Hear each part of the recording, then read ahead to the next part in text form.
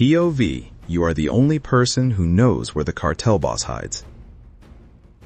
You are counting inventory in a cold storage facility on the outskirts of El Paso when your phone rings. It is 6:14 in the morning, and the loading dock outside is still quiet, the overnight crew already gone. You have worked logistics for a regional distribution company for 11 years, routing, manifests, inventory reconciliation, and you are good at it in the quiet, unremarkable way that keeps a man employed but never promoted past a certain ceiling. The call is from your brother Marcus, and that is already wrong because Marcus never calls before noon. He is breathing fast. You ask him what happened. He tells you that 3 men came to his house in Horizon City at midnight, that they took his daughter, your niece, 8 years old, who calls you Uncle Danny and draws pictures of horses because he once took her to a ranch outside Las Cruces, and that they left a number for you to call. Not Marcus, you. They asked for you by name, your full name, the one only your tax returns use. You call the number.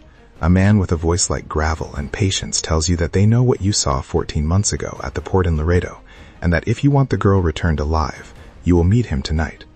You had almost convinced yourself that what you saw at Laredo was nothing, a container offloaded at the wrong dock, a man in a cream-colored linen shirt speaking quietly to the dock supervisor, a transaction that closed before you could fully register it. You logged the discrepancy, then deleted the log, then told yourself you had imagined the whole thing, but someone else had logged you. You meet the man that night in the parking lot of a Waterburger off I-10, which is either someone's idea of a joke or a deliberate choice to make you feel the ordinary world closing in around you. His name, he says, is Ruiz, and he works for someone who needs a reliable pair of eyes inside certain supply chains.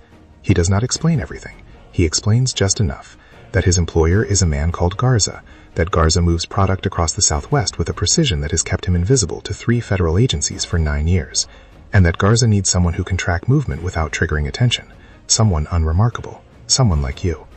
Your niece is returned the following morning, unharmed, still in her pajamas eating a McDonald's hash brown like she spent the night at a sleepover.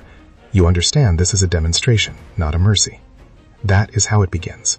You do not join willingly, but willingly, you will learn, is a luxury that belongs to people who have not yet been shown what is at stake.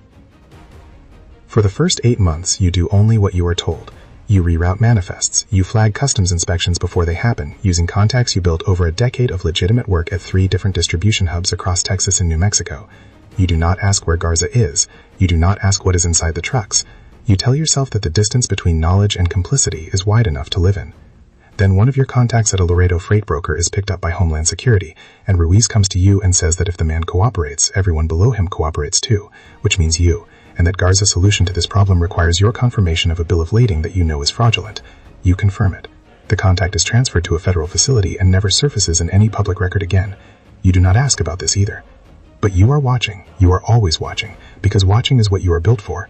Over 22 months of routing and manifests in careful silence, you learn something no one intended to teach you, where Garza sleeps. It was not one revelation. It was 40 small ones that accumulated like sediment. A shipment consistently delayed on Thursdays out of a specific Tucson warehouse means someone important is traveling. A vendor in Phoenix who invoices in round numbers and is never disputed means a fixed location operation with no one brave enough to question it. A security rotation you can infer from delivery windows that repeats on a 72-hour cycle rather than a standard 48 means the people designing it are confident, which means the location is considered impenetrable. You have never been to the property. You have never seen it, but you can reconstruct it the way a surveyor reads elevation lines, layer by layer, each one telling you what the ground beneath looks like. The property is outside Tucson, 35 minutes from the city on a county road that runs between 2 private ranches and does not appear on Google Maps with any useful detail. You know the guard rotation windows. You know which vehicles are decoys, the clean F-250s that move constantly, and which one actually matters, a dark Suburban that moves only twice a week on a fixed schedule. You know that Garza is on the property Monday through Thursday, and that on Friday mornings he is transported to a secondary location whose address you have narrowed to a 12-mile radius in the Sonoran foothills, but have not yet fixed precisely. You know all of this because you are quiet and meticulous, and because men with power grow careless around people they consider furniture. You have told no one. Not local police, because you do not know which departments Garza owns, and the answer, based on how cleanly he has operated across 3 states without a single credible prosecution, is almost certainly more than one. Not the DEA, because you watched a man attempt to report through official channels 2 years ago, a freight manager out of Albuquerque who thought he had found the right contact. and that man's car was found at the bottom of Elephant Butte Lake 11 days later, and the tip itself was never acted on. Not Marcus, because Marcus's daughter draws pictures of horses, and you will not make her the demonstration a second time. What you hold is not just information, it is leverage. And leverage is the most dangerous thing a powerless man can carry, because everyone who discovers you have it will immediately want to either take it or make sure you cannot use it. You have begun to receive signals that someone suspects you know more than you should. Last week, Ruiz called you about a routing decision from 9 months ago, a question so specific and so retroactive that it could only have come from someone auditing your decisions with suspicion rather than curiosity. You answered smoothly.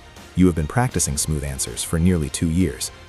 But you sat in your truck in the parking lot of a Valero afterward for 20 minutes, engine running, doing the math on how much time you have before smooth answers stop being enough.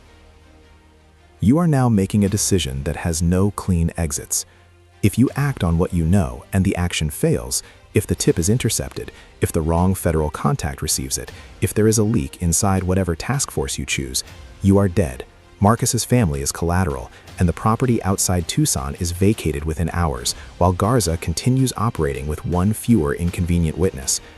If you do nothing, you keep carrying this knowledge like a live wire, and eventually either Ruiz's suspicion reaches its conclusion or someone arrives to remind you of what demonstrations cost. And if you succeed, if you find the one agent with the integrity and insulation to act without compromise, if the property is hit, if Garza is taken, you become the man who gave him up. In that world, that identity does not come with a witness protection guarantee. It comes with a clock. You have started writing things down. Not digitally, nothing stored on a phone or a laptop that can be subpoenaed or wiped. In a small spiral notebook you keep inside the lining of your work jacket, in an abbreviation system only you can parse, you are recording everything.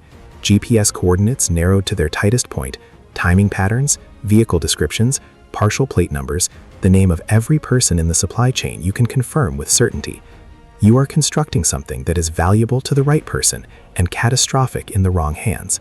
You are building it because you have decided that when the moment forces itself, and it will, you can feel the timeline compressing the way pressure builds before a storm system moves in. You will not be caught without a move already in motion.